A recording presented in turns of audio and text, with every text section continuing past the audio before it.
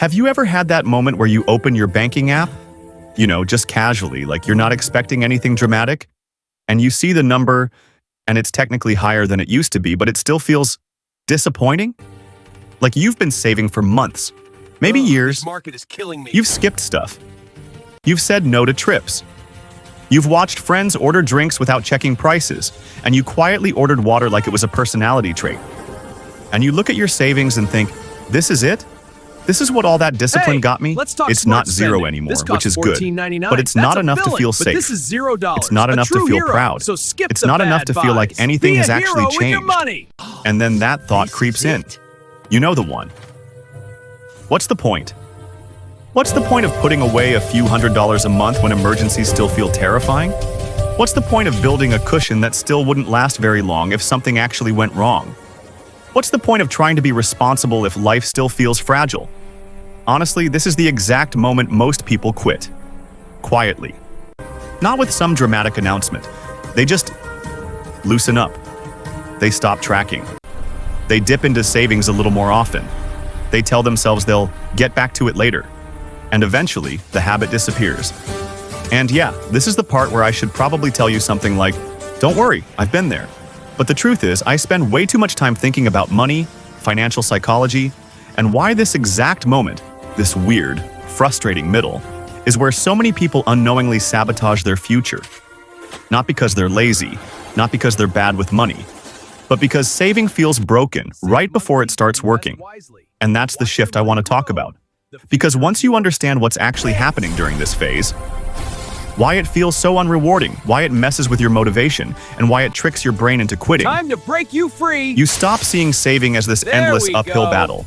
And you start seeing it as 10,000? something that Not eventually enough. changes 7,000? how you Still breathe, not enough. how you 3,000? sleep, Nope. how you move 5,000? through Not the even world. close. 1,000? So if Definitely you've not. ever felt We like need you're more doing to everything win. right and still not feeling any real relief, yeah, this conversation is for you. 1. The nothing is happening phase. There's this brutal phase of saving money that nobody really prepares you for. It's the phase where you're doing the work, but you're not getting the emotional payoff. At first, saving feels kind of exciting. You go from zero to something. You open that account and see your first few $100s, and it's like, okay, this is new. There's momentum, there's novelty, you feel responsible, grown up, slightly superior to your past self. Then time passes, and suddenly, saving doesn't feel like progress anymore. It feels like maintenance, like brushing your teeth. Necessary, but deeply unglamorous. You're adding money, but your life doesn't feel any safer yet. A car repair would still stress you out. A job loss would still feel catastrophic. One medical bill could still knock you sideways. So your brain goes, cool, so what exactly are we doing here? This is where people misunderstand what savings are actually for. They expect savings to feel powerful early. They expect relief, security, confidence. But early savings don't buy freedom. They buy fragility reduction.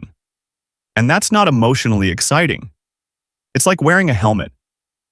You don't feel safer every second you're wearing it. You only realize how valuable it is when something goes wrong. Most people quit here because they confuse, I don't feel different, with, this isn't working. And that misunderstanding is expensive. Why it matters. If you expect emotional relief too early, you'll always feel disappointed. Saving doesn't change how you feel at first. It changes how badly things hurt when life punches you. Actionable takeaway: stop measuring your savings by how good it feels. Measure it by how much damage it prevents. 2. Why small numbers feel insulting?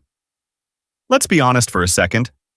Saving $3,000 doesn't sound impressive. Saving $7,000 doesn't sound impressive. Even $10,000, which is life-changing for many people, somehow still feels underwhelming. Why? Because your brain doesn't think in percentages or buffers. It thinks in outcomes. Your mind asks questions like, could I quit my job with this? Could I survive a disaster with this? Could I stop worrying with this? And when the answer is still not really, your brain labels the entire effort as pointless. This is especially brutal if you're online a lot. You see people talking about $100,000 emergency funds, six-figure portfolios, early retirement. And you're sitting there with $6,400 thinking, am I even playing the same game? But here's the part people miss. Money doesn't work linearly. It works in thresholds. $1,000 doesn't change your life. $5,000 doesn't either.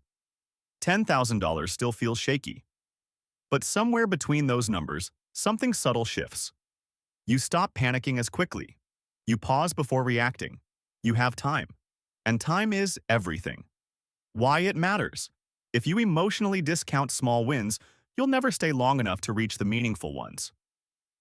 Actionable takeaway: reframe early savings as time buying, not life-changing. 3. The false finish line. Problem. One of the biggest psychological traps in saving is believing there's a single finish line. People say things like, once I have $10,000, I'll feel secure. Or, once I hit $20,000, I'll finally relax. And then they get there, and nothing happens. So they assume the problem is them, or the number was wrong, or saving is overrated.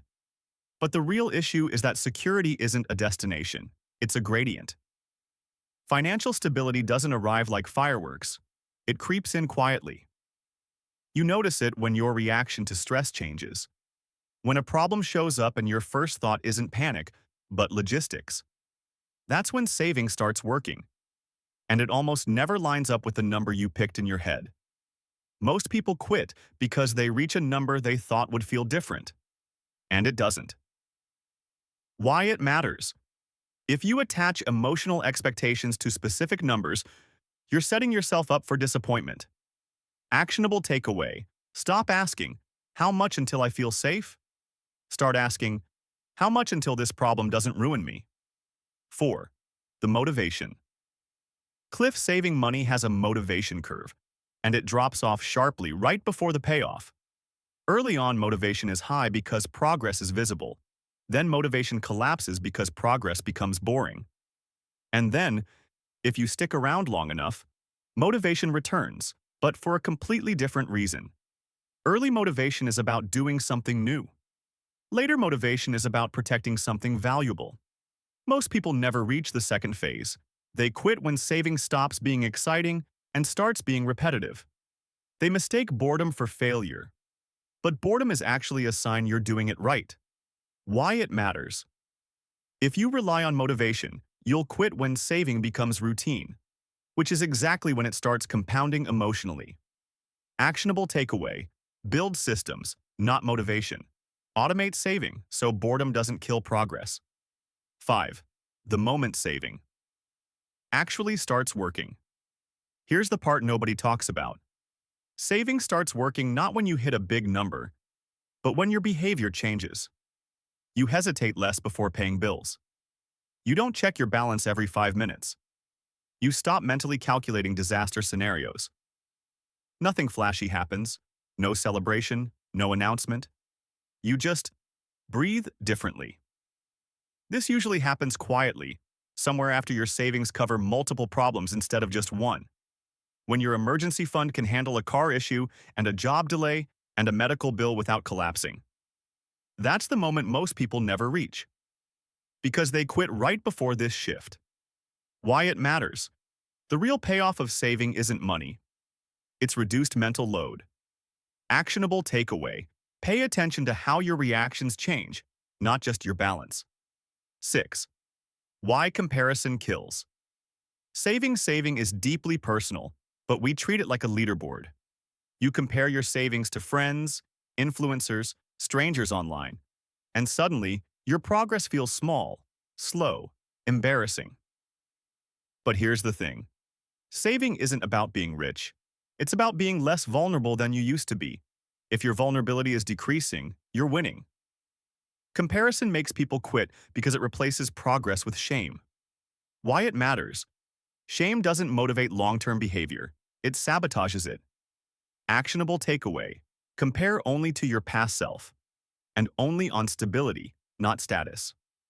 7. The quiet compounding. Nobody brags about. Everyone talks about compound interest. Nobody talks about compound calm. Saving compounds emotionally.